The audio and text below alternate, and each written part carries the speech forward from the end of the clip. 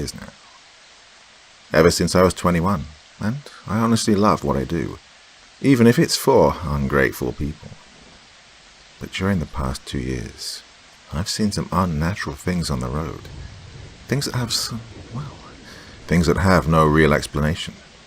Some feel evil, others just odd. I'll begin with the one that most people who are, or who have family in the industry, have experienced or at least have heard of: the black dog.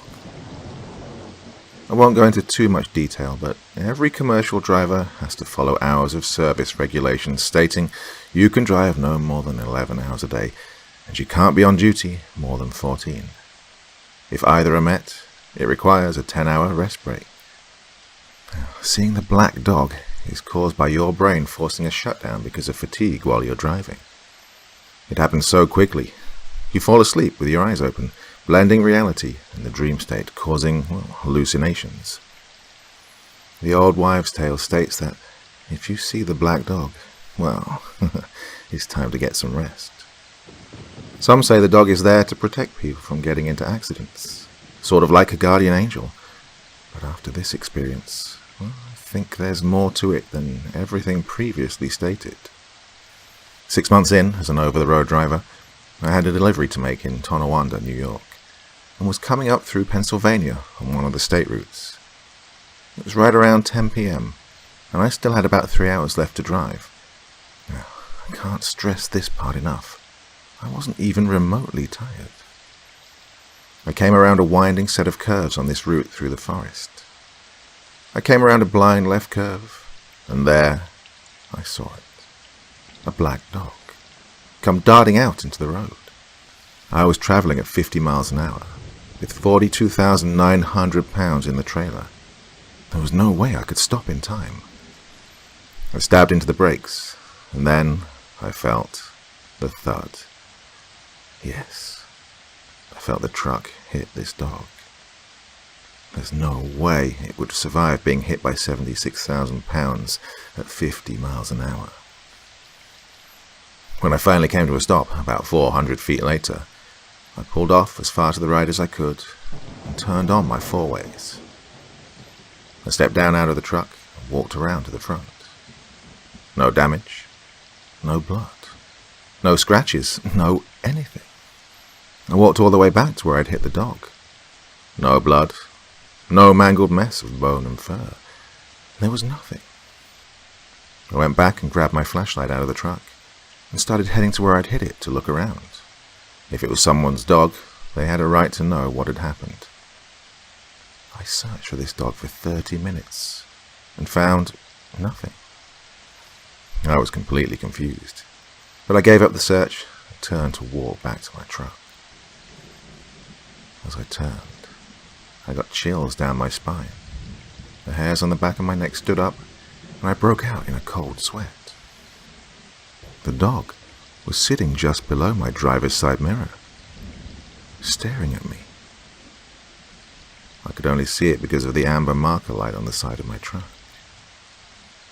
I decided to shine my flashlight on the dog, but as soon as the beam of light hit it, it just vanished. Gone. My gut told me it was time to get out of Dodge.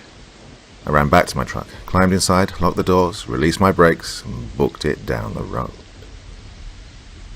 For the next 5 miles, I swear, I kept seeing this black dog on the side of the road, just staring back up at me. Something didn't feel right about it at all. It was always staring at me, always expressionless. It didn't do anything but sit there. But it would disappear, and then I'd see it again. A fear I've never felt before started creeping up on me. I was legitimately scared at that point. I didn't know what to do. There was nowhere with enough space for a 73-foot combination vehicle to turn around. This delivery needed to happen. So, as they say, I kept on trucking. 15 miles later, weird things started to happen. My interior lights would turn themselves off and on. My headlights would flicker erratically. I began to lose air pressure from my brakes, which is not good. If your air pressure drops below 20 to 40 psi, There's not enough air pressure to keep the springs held back from applying both the truck and trailer brakes full force. I got down to 60 psi. The low air warning light came on, and I pulled over to the side of the road, applied my brakes and 4 ways, and got out to check what was making me lose air pressure. All of my airlines were severed. It looked as if they were bitten clean in half.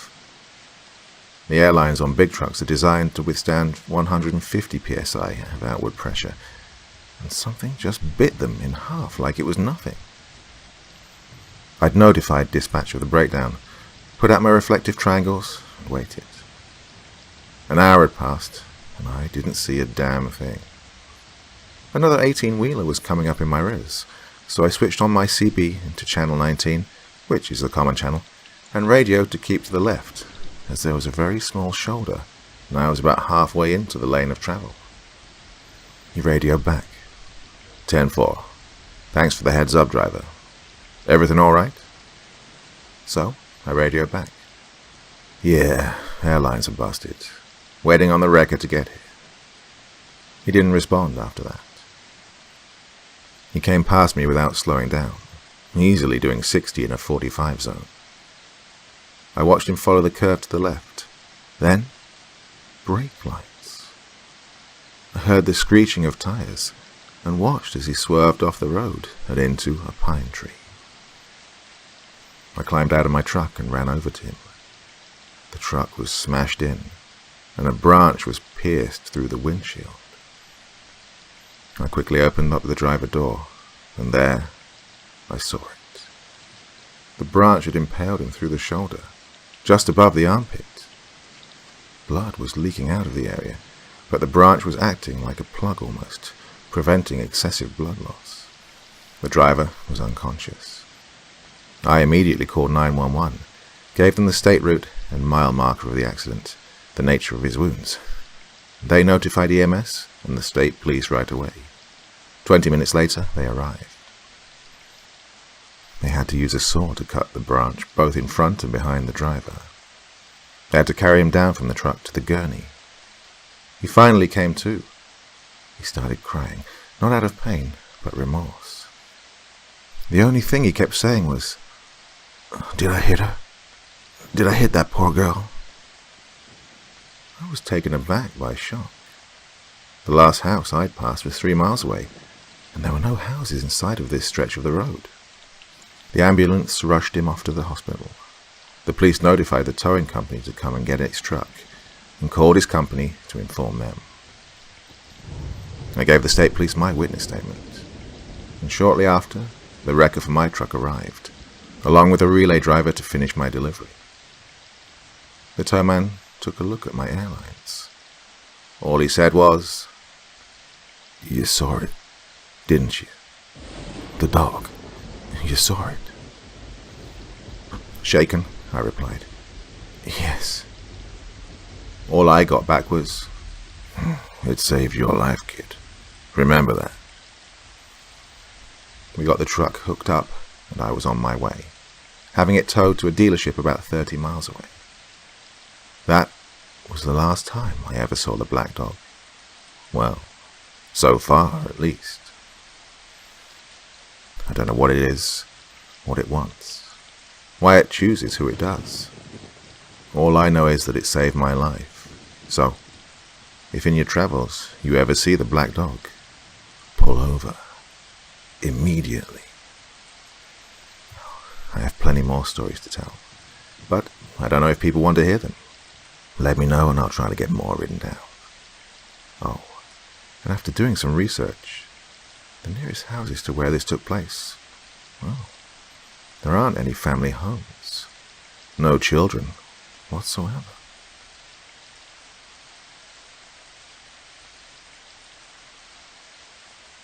This event takes place about 3 months after the black dog incident, and I still just don't understand what happened to this day. I was traveling through a very rural part of Iowa, later at night, probably around 10 p.m. I was doing my best to avoid interstates and US routes because the trailer I was pulling did not have sliding tandems, and as a result my trailer axle was overweight. I didn't want to be hit with a $1,000 fine, and an axle overweight on my CSA score as a result of having to pull into a weigh station. For those of you who don't know a lot about Iowa, it's a very flat state for the most part, and it's also home to the world's largest truck stop, the Iowa 80. I'd stopped there previously to pick up a few things and visit the Truckers Museum next to it. It's a place I'd recommend anyone to visit, trucker or not. I'd left there and began my travels again, avoiding roads that were weight restricted or had low clearance locations. Most trailers stand 13 foot 6 inches, and any time clearance is close to that on a bridge, it's a full pucker, mainly because in some places the roads get repaved and they don't update clearance height notifications. I was about 30 miles away from any municipality in all directions when my CB radio started playing various pitches of static. Usually this means someone is talking on the CB, but they're out of range. I pulled my mic off the hanger and tried to communicate. I got no response, yet I still kept hearing the various pitches of static. I continued driving and came upon an underpass to a road that had no clearance height notifications. I immediately pulled off to the side of the road, not wanting the top of my trailer to look like the lid of an open can of sardines. I checked my road atlas for the road I was on. No clearance restrictions, and this was a brand new atlas. The bridge in front of me looked very old. Not seeing anything to suggest I didn't have the clearance, I slowly crept forward under the bridge. I was relieved to fully clear the bridge and continue driving. But that relief was short-lived. I looked into my mirrors after passing under the bridge, and a chill crept up my spine. There was no bridge there. That's when things started getting really weird. I looked back forward and realized there were no houses, no trees, no mailboxes, no cars or anything worth more. Just this long stretch of road. That's when my CB began to ring out with very old-timey music. It was blaring in volume, so I turned it down. I immediately pulled over again, got out my phone. No reception. My Qualcomm had no connection. My GPS had no satellite signal. My normal radio had shut off. I tried making calls and sending messages through the Qualcomm. Calls didn't get through, and messages didn't send. I had no choice but to drive this seemingly endless stretch of road. So I kept driving. After about an hour, I realized that nothing was changing. The moon in the sky hadn't moved. My fuel hadn't gone down. There was still nothing but road and fields off to the sides. I continued to drive. My Qualcomm was non-functioning, and at this point I said to hell with the hours of service regulations. I drove for 8 more hours, until I was so tired I couldn't drive anymore. I decided it best to shut down and try to get some sleep. And then it hit me. The entire time I'd been out here, I hadn't been hungry or thirsty. Nothing seemed to change at all. I laid awake for a while, before finally falling asleep. I woke up with the rising sun. I sat up and realized that things weren't right. I woke up in a bed, inside a room, undoubtedly inside a house. Someone walked inside the room and said, "Good morning, sweetie. Breakfast is ready downstairs." I felt this undying urge to call her Mom, so I did. I told her I'd be down in a minute. She was wearing a dress similar to that you'd see in the 1920s. I realized everything here was wrong, but I was being assimilated into this kid's life. I couldn't do anything about it. Panic questions would pop up in my head, but I could never voice them. It was as if I was in the back seat and someone else was driving. I remembered crying in my head, but the tears never fell from my eyes. I lived for 70 years in that existence. In time I'd come to know my name was Edward. I'd graduate high school, fell in love, got married, had kids, had a stable job, became a grandfather, and I died. I lived every single day of that existence, always knowing it wasn't right, but not being able to do anything about it, for almost 26,000 days.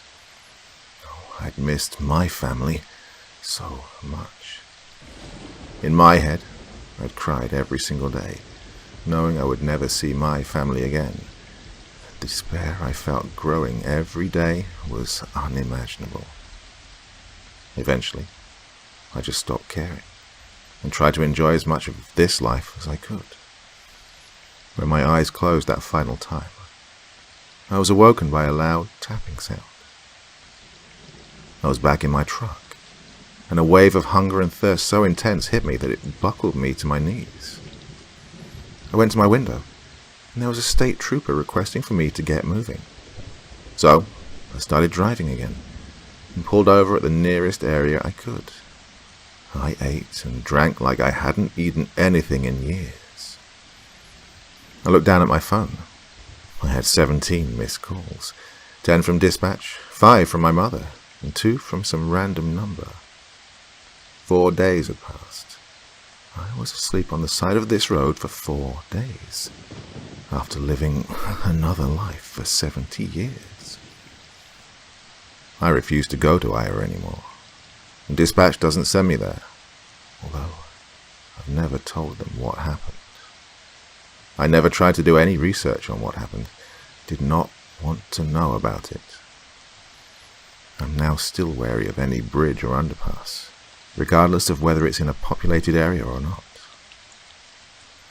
The worst part is, to this day, I sometimes still have trouble remembering that my name isn't Edward.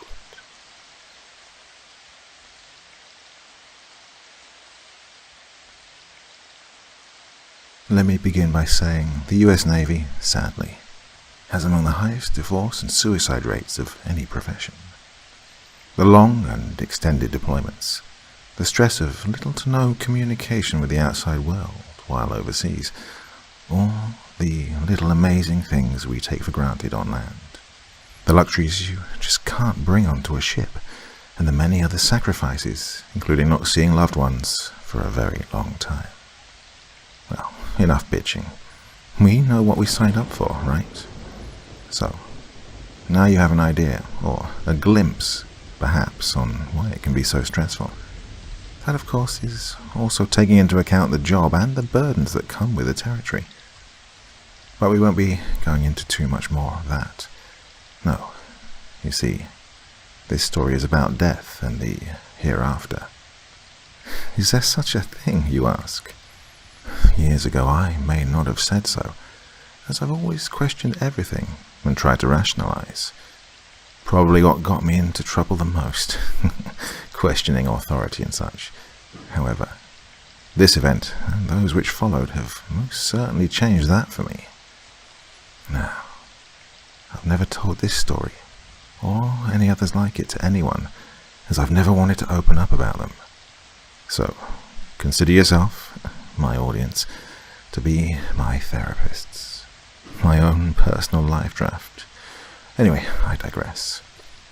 Imagine, if you will, you're in a floating prison, 1,000,000 nautical miles from anywhere. A 900-foot massive warship with 20 levels, decks, Humvees, tanks, fighter jets, and several thousand sailors and marines.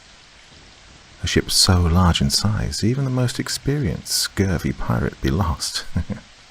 There are so many hidden compartments, it's almost impossible to explore the entire beast, and I'd ask no one to attempt to do so, lest ye be ready to lose your way. The hallways on a ship, P-ways they're called, are very narrow, as space is limited on such a vessel, for precious cargo and the like. This detail is important, as it dictates the foot traffic and the actions of said personnel. When navigating a ship, you always let the superior officer or enlisted person pass you as you slam your back against the wall. This is a sign of respect and long-standing Navy tradition. Now, at night, all lights go out, and you've only but a dim red light throughout the ship to illuminate your path. If you were to step outside, say, onto the flight deck of the ship, you could look in every direction and see nothing but the vast, dark, empty abyss that is the unforgiving ocean.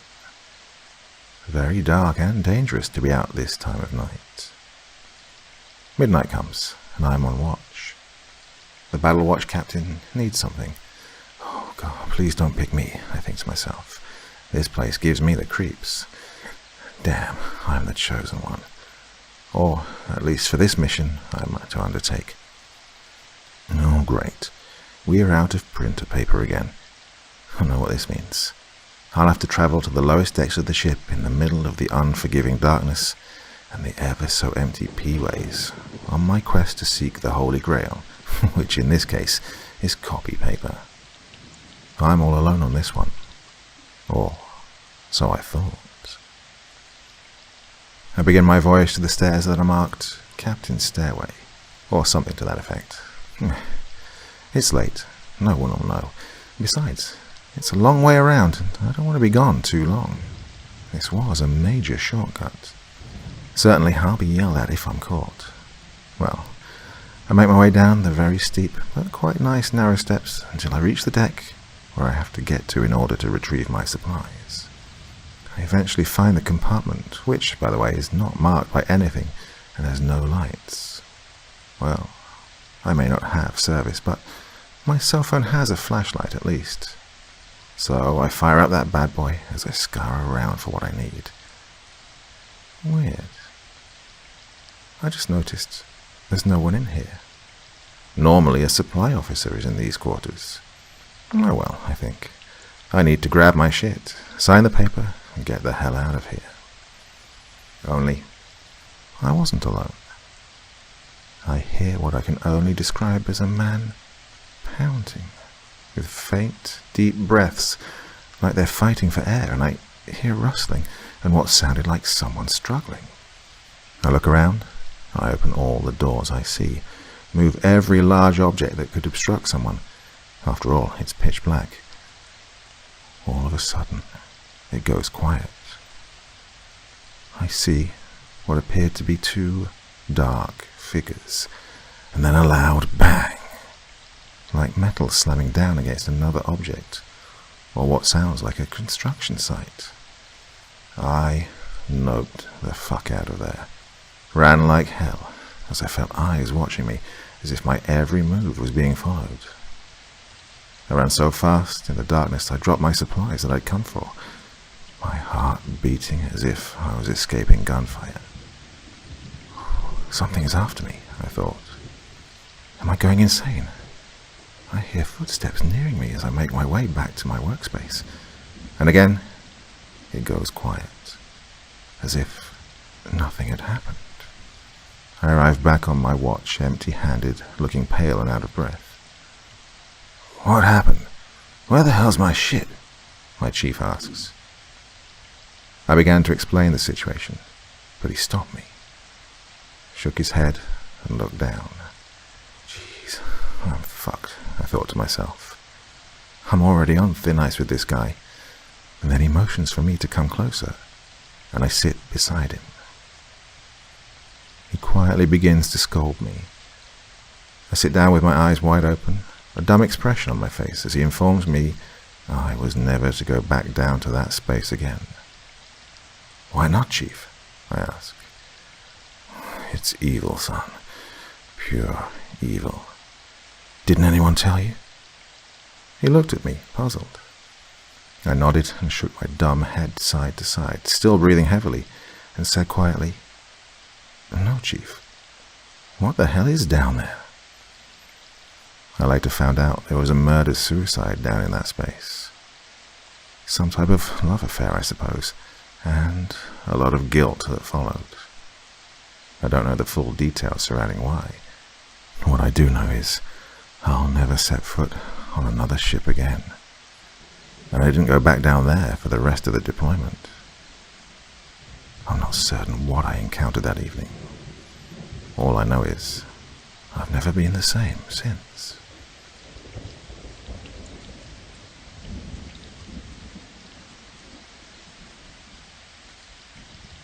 I work as an emergency medical courier. What's that, you ask? Basically, hospitals and retirement homes run out of supplies and meds like you wouldn't imagine. Oftentimes, I'm delivering blood or surgical tools to an ER while someone is on the operating table from a gunshot wound or stabbing. I've had calls where someone is having a heart transplant and needed blood immediately, or they'd be dead. There must be a lot of gangs in my town, because I sure stay busy. Sometimes I'll receive a delivery for organs even. I'm on call and constantly busy. I only work at nights, as it's easier to travel and to get to where I'm going to much faster. Let's turn the clock back 2 weeks to where this all started going downhill, and my life faded to black. So, I get a call to pick up some blood from the Red Cross and take it to the hospital in Paoli, Indiana. Okay, no problem, I thought. Hell, it's only an hour-and-a-half drive, easy. I grab my keys and my service pistol. I'm a veteran with a concealed carry permit and never leave home without it. I head out to retrieve the red blood cells for delivery. I arrive at Red Cross for the blood, show my badge to get in and sign for it. So far, so good. It's approximately 11:30 at night. Roads are clear and the weather isn't bad. No traffic, well, aside from all over the road truckers. Cross over the bridge to Indiana, and I'm now on Highway 150, westbound to Paoli. I have the blood in the back seat, and everything's going fine. I turn on cruise control and set it to 50 mpg, and sit back and relax. Have some music playing. A slight drizzle begins to come down all around. Now low visibility with fog. It's pitch black, with no streetlights on these long country roads. Suddenly, 2 large deer are in front of me. I slam on my brakes, and they lock up on the wet road. Smash! I slam into the 2 deer directly. My car's fucked. I call dispatch and alert them to the situation. I'm now out in the middle of frickin' nowhere with blood that needs to get to the hospital immediately. I call AAA for a tow. My car is in complete disarray. I wait for a driver to come and retrieve the blood to complete the delivery, as I wait for the tow truck as well. My livelihood is driving for a living, and now my car is junk. The 2 deer scatter in different directions as I get out a flashlight and assess the damage. It's 20 degrees out and the heat doesn't work in my now destroyed car. Eventually, my car and I make it back home.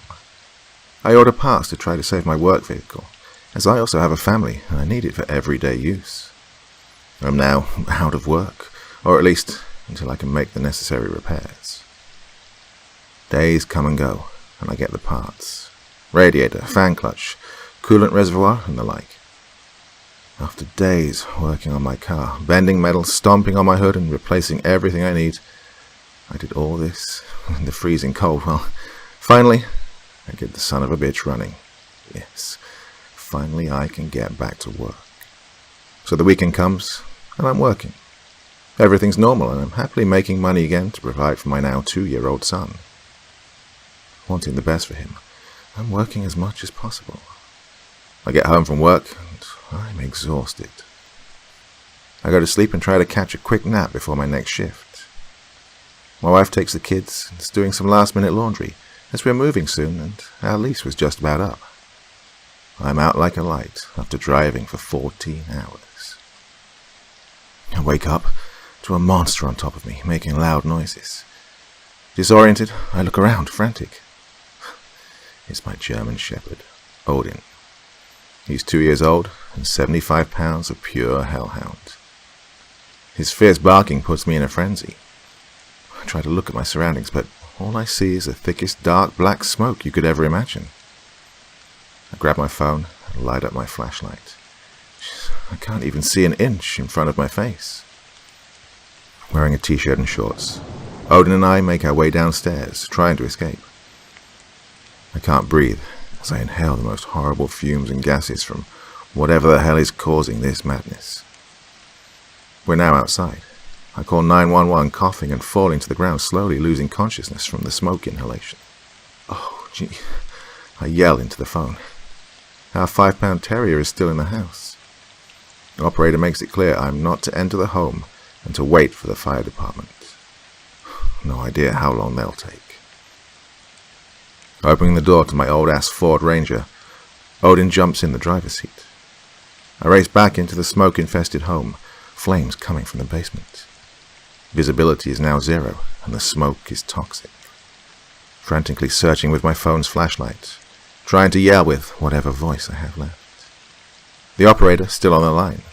Using speakerphone, I hear them asking me, "Sir, please remain outside." I feel something brush up against me as I make my way to the top story of the house. I scoop up Dillinger, and we nope the fuck out of there. Just as we make our escape, the flames are rising as my wife and kids pull up. She's freaking out and yelling and screaming as I hand her the dog and collapse to the ground. I'm slipping in and out of consciousness. What feels like hours but was probably only minutes later, the fire department arrives as well as EMS. I'm now being carried by 2 large firemen to the back of the ambulance as I see about 15 men getting suited up with gas masks, axes, and the big-ass water hoses. They rush into my burning home, hearing my wife yelling and my 2-year-old boy crying for me.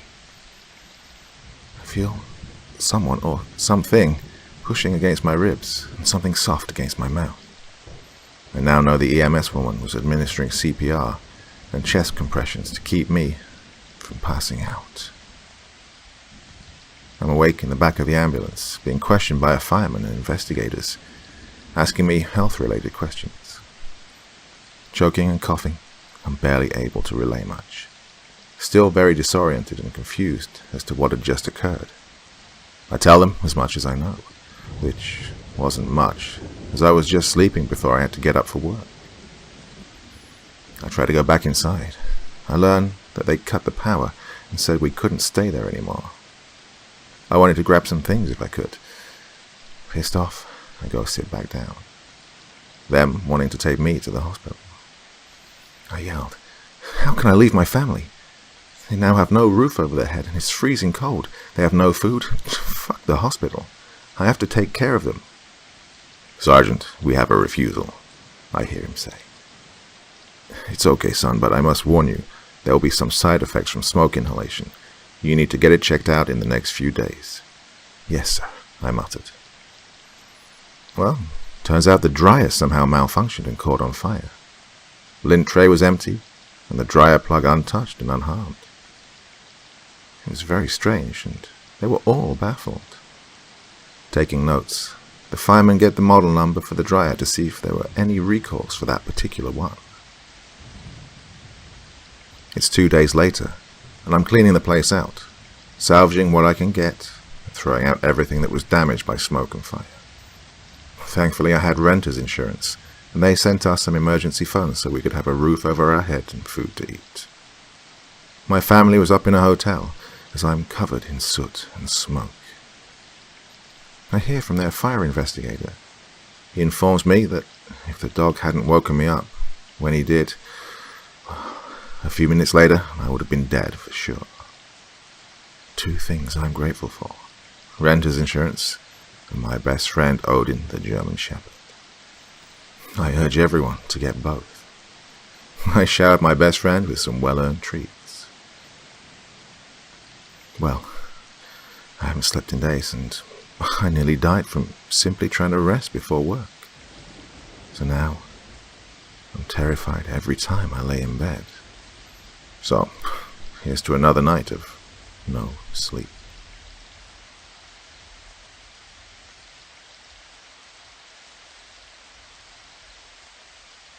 I'm a United States Navy veteran who's seen many continents around the world and trained for scenarios in times of war.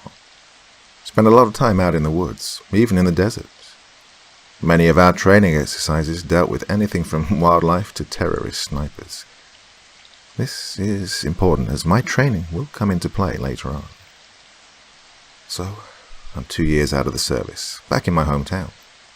I decide to get into the medical field. Now, not what I was ever planning to do, but hey, your decisions change based on circumstance. So, I become an emergency medical courier. As I said before, There must be a lot of gangs in my town because, well, I sure stay busy. So, here I am at home with my baby boy, and I get a call to pick up some meds and drop them off to a facility over 3 hours away. I get the drugs after crawling out of bed and stumbling to my feet. Begin to drive to the backwoods of Indiana. I eventually arrive at the building, dimly lit up in the middle of a forest. I have my service pistol on my hip at all times, as I have a concealed weapons permit. So far, pretty uneventful. I have the nurse sign for the meds, and I hastily make my exit. I'm now outside, and hear rustling and branches breaking. Thinking to myself it could just be a deer, I continue walking to my car. I can see it about 20 feet away. Then I turn around to be greeted by a monstrous 7-foot-tall beast. It had to weigh at least 500 pounds. It was closing in on me. I reach back behind my waist and fire my Beretta 9mm 3 times. I'm certain each bullet reaches its mark. No effect. Started running and noped the fuck out of there. I get to my car. Oh, jeez, did I lock it? Oh, why? Frantically tossing my keys on a lanyard, grabbing all the wrong ones, trying to get in my car. This beast reaches me. I quickly fall to the ground and hide under the car, and don't move a muscle. I lay still as I hear it scouring around the car, scratching and clawing, trying to reach for me. Terrified, I scream at it loudly. Stupid, I know. No effect. I try fire 2 more shots in the bear's direction. Not a good shot from this angle, and there's no room under my car. 1 bullet grazes this monster, and the other strikes its leg. The bear scurries off back into the woods. I barely have a signal on my phone, but I'm still able to call the police. The squad car shows up in about 20 minutes. My adrenaline's still rushing and blood pumping fast. Didn't even realize it while I was under the car, but I'd been mauled. Blood running down my leg as the officer shines his mag light to examine me. Medical arrives and patches me up as I make my full report to the officer. Apparently, it was illegal to fire my weapon in city limits. But he told me, well, since my life was in danger, he'd only issue me a warning. I thanked him, asked if I could go. 2 things I learned that night. Do not fuck with Mother Nature. Oh, and the other, I'm never going back to Kokomo ever again.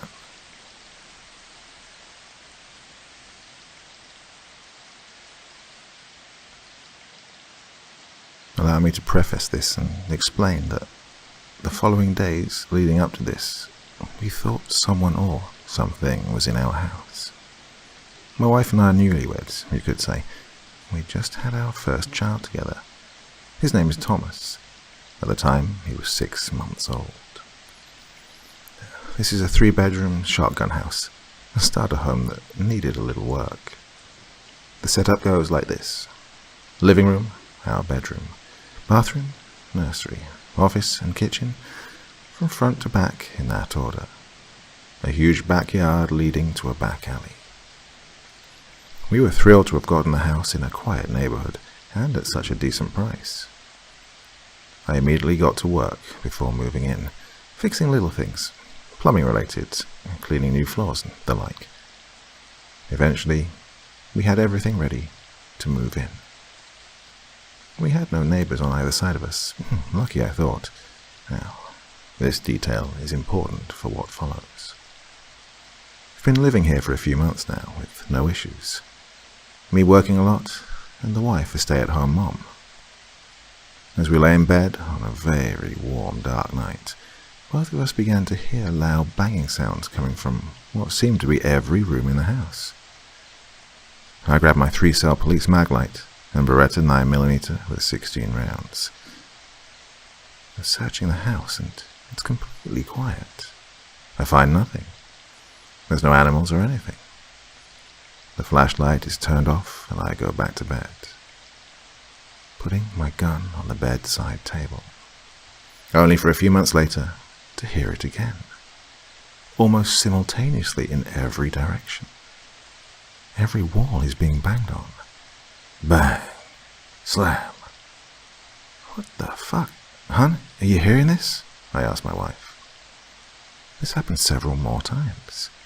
I continued to search the house, inside and out. I even go out to the crawl space under the house. Nothing. At this point I'm confused because these noises are coming from inside the house. Very loud sounds. Like if someone were to slam a door near you, you'd know it was close. I arrive back in the house and my wife tells me she's calling the cops if it happens again. It does happen one more time, so being the protective mom she is, she phones the police. 2 officers arrive with their guns drawn and flashlights bright. I also do the same. Stay here, I urge my wife. I join them and we scour every inch of the property. Again, nothing. No sounds, no sign of anything or anyone. One of the officers tells me it could have been a draft. I have this dumbfounded look on my face. No way, I think. These sounds were loud. Several days pass and similar incidents occur. I think nothing of it because, well, we could never locate the source, nor could I ever find what or who the hell it was. Until I do. The ceiling light bulb in the living room explodes. At this point, we are pretty on edge, though, and still alerted to each and every sound, especially seeing how we have no neighbors close to us. My wife asserts that it must be a ghost warning us of something. But what? I come home from a long night of work. It's dark and raining, approximately 3 a.m. I'm walking towards the nursery to get my son and change his diaper and make him a fresh bottle. You know, the loving dad stuff. I bring him into the bedroom and hold him with my wife by my side. Time passes, maybe an hour or so. My wife tells me she hears someone walking around outside. Are you sure? I ask. Just then a loud crash comes from the very large living room window.